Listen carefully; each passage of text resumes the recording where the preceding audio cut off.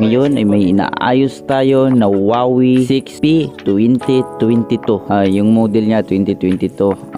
Siyempre kailangan nating videohan yung parcel kung goods ba ito, ang kinalabasan nito ay maganda ba. So kung kayo mag-order kayo ay kailangan nyo talagang videohan. So ngayon ay binubuksan na natin. Makikita naman natin na binubuksan natin, di ba? So ito na, tatanggalin na natin. So napakabuti po ng sealer, no, dahil binabalot talaga ng plastic bubbles yung ating order. So siyempre tanggalin muna natin tong cover para mailagay natin agad yung LCD. Pero lagi nyo tandaan na kapag nagbukas kayo ng LCD or mag-connect kayo ng LCD, kailangan nyo unahin yung battery. Pero tinanggal ko ito para para matest natin yung LCD. Pero kailangan pa natin ibalik yung battery para matest natin muna yung LCD.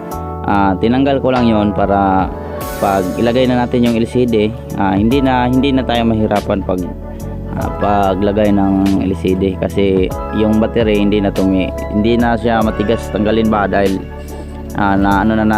nabuksan na natin.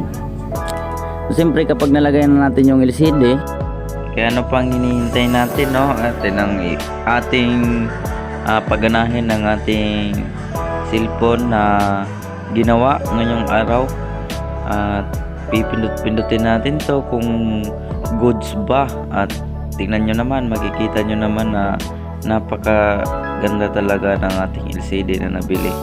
At kung anong itatype natin ay ganun din yun. Kaya mabilis to, hindi siya loading daw. Kaya kung bumibili kayo, lagi nyong tandaan na huwag nyong tanggalin yung plastic tulad yan, kasi baka hindi po goods yung LCD, pwede nyo pa yung i-return. At ayan, so maraming salamat sa panonood.